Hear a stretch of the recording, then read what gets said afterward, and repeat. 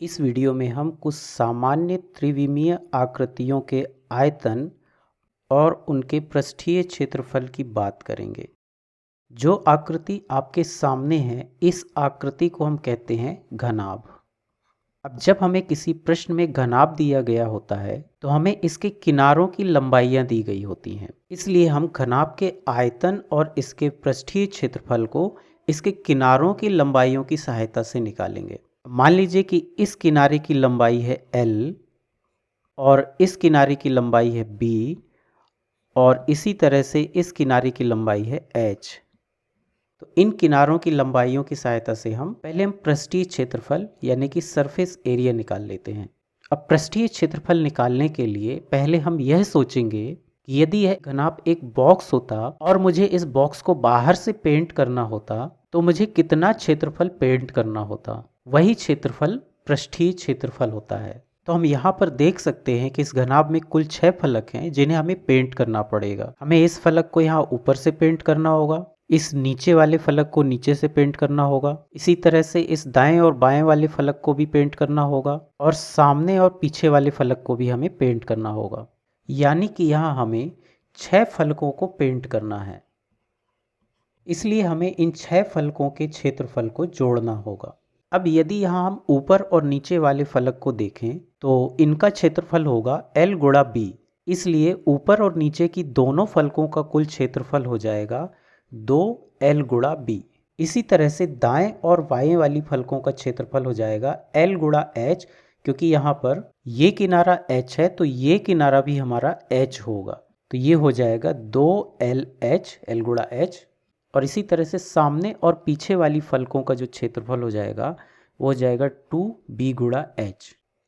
इसी प्रकार आयतन ज्ञात करने के लिए हम किसी भी एक फलक का क्षेत्रफल और उसकी ऊंचाई को ले सकते हैं और इनका गुणा करना होगा। मान लीजिए कि हम नीचे वाले फलक को लेते हैं तो इसका क्षेत्रफल हो जाएगा L गुणा B और इस क्षेत्रफल को यदि हम इस ऊंचाई से गुणा कर दें तो हमें आयतन मिल जाता है, यानी कि आयतन हो जाएगा LBH।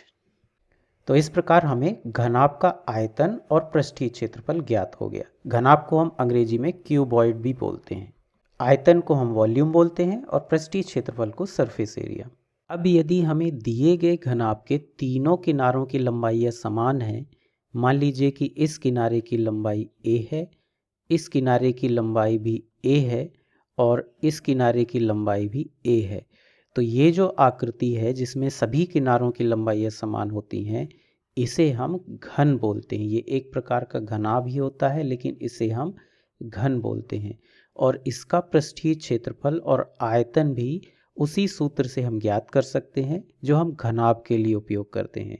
यानी कि यहाँ पर LBH तीनों की जगह पर हमें A मिल रहा है, तो जो आयतन हो जाएगा LBH था, यानी कि A गुणा A का मतलब है A क्यूब, तो ये इसका आयतन हो जाएगा। इसी तरह से घन का पृष्ठीय क्षेत्रफल हो जाएगा 2A का वर्ग धन 2A का वर्ग धन 2A का वर्ग। यहाँ पर LB की जगह पर A का वर्ग, इसी तरह से BH की जगह पर भी A का वर्ग और इसी तरह से LH की जगह पर भी A का वर्ग होगा, क्योंकि यहाँ पर सभी लंबाइयाँ समान हैं, यानी कि ये हो जाएगा 6A का वर्ग। तो ये घन का पृष्ठीय क्षेत्रफल हुआ। तो इस प्रकार यदि हमें घनाभ का पृष्ठीय क्षेत्रफल और आयतन निकालने का तरीका पता है तो हमें घन के लिए अलग से कोई सूत्र याद रखने की ज़रूरत नहीं है। बस हमें यहाँ पर जो इसके किनारों की लंबाइयाँ हैं उन्हें समान कर देना है और उसी सूत्र में रख देना है। अगली त्रिविमीय आकृति बेलन यानी कि सिलेंडर है। बेलन में हमें उसकी त्रिज्या R और उसकी लंबाई L दी गई होती है, जिनकी सहायता से हम इसका पृष्ठीय क्षेत्रफल और आयतन ज्ञात कर सकते हैं। अब बेलन का जो पृष्ठीय क्षेत्रफल होता है वह उसके वक्रीय भाग के क्षेत्रफल और इसके ऊपर और नीचे के भागों के क्षेत्रफल के बराबर होता है। मान लीजिए कि ये एक डिब्बा है जिसका आकार बेलन के समान है और इसे हमें पेंट करना है, तो हमें कहाँ पेंट करना होगा? एक तो इसके वक्रीय क्षेत्र के बाहर पेंट करना होगा और इसके ऊपर के इस ढक्कन में और नीचे के आधार में पेंट करना होगा। तो जो इसका ये वक्रीय भाग है उसका क्षेत्रफल होता है 2 पाई R और L ये होता है, और इसमें हम ऊपर और नीचे के भागों का क्षेत्रफल जोड़ देंगे। तो ये जो ऊपर का भाग है ये एक वृत्त की तरह है, यानी कि इसका क्षेत्रफल वृत्त के क्षेत्रफल के बराबर हो जाएगा पाई आर का वर्ग। और इसी तरह से नीचे का भाग भी एक वृत्त ही है, तो इसका क्षेत्रफल भी पाई आर का वर्ग हो जाएगा। यानी कि बेलन का कुल पृष्ठीय क्षेत्रफल हो जाएगा 2 पाई आर एल धन पाई आर का वर्ग और पाई आर का वर्ग, इन्हें जोड़ेंगे तो 2 पाई आर का वर्ग। ये हमारा बेलन का पृष्ठीय क्षेत्रफल हो गया। इसी तरह से बेलन का आयतन यानी कि वॉल्यूम ज्ञात करने के लिए हम इसके नीचे वाले भाग के क्षेत्रफल को इसकी लंबाई से गुणा कर सकते हैं। तो जो नीचे वाले भाग का क्षेत्रफल है वह है पाई आर का वर्ग, क्योंकि ये एक वृत्त है और इसमें हम एल का गुणा कर देंगे तो ये हो जाएगा पाई आर का वर्ग एल। हमारी अगली आकृति शंकु है, जिसमें हमें उसकी त्रिज्या और उसकी ऊंचाई दी गई होती है। शंकु की त्रिज्या को हम r से दर्शाते हैं और उसकी ऊंचाई को h से दर्शाते हैं। अब शंकु का जो आयतन होता है वो बेलन के आयतन का 1/3 होता है। तो बेलन का आयतन हमने देखा था कि पाई r का वर्ग l होता है। यहाँ पर हमें l की जगह पर h मिल रहा है, तो ये हो जाएगा इसका आयतन 1/3 पाई r का वर्ग h। इसी प्रकार यदि हम शंकु के पृष्ठीय क्षेत्रफल यानी कि सरफेस एरिया की बात करें, तो इसे ज्ञात करने के लिए हमें पहले तो शंकु का जो ये वक्री भाग है इसका क्षेत्रफल ज्ञात करना होगा और उसके निचले जो आधार है इसका भी क्षेत्रफल ज्ञात करना होगा। इन दोनों का जो योग है वही हमारा शंकु का पृष्ठीय क्षेत्रफल होगा। अब यहाँ पर जो ये निचला भाग है ये एक वृत्त की तरह है, यानी कि इसका जो क्षेत्रफल होगा वो पाई आर का वर्ग होगा।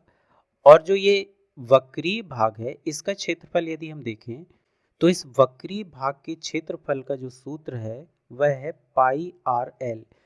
यहाँ पर यह ध्यान रखने की ज़रूरत है कि हम यहाँ पर लंबाई की बात कर रहे हैं, ना कि इस ऊंचाई की बात कर रहे हैं। तो यहाँ पर जो एल है ये वास्तव में शंकु की तिर्यक ऊंचाई है। ये वाला जो लंबाई होती है इसे हम इसकी तिर्यक ऊंचाई कहते हैं। तो पृष्ठीय क्षेत्रफल में हम इसकी इस तिर्यक ऊंचाई को लेते हैं, ना कि इस ऊंचाई को लेते हैं। और आयतन में हम इसकी ये जो ऊंचाई है उसे लेते हैं।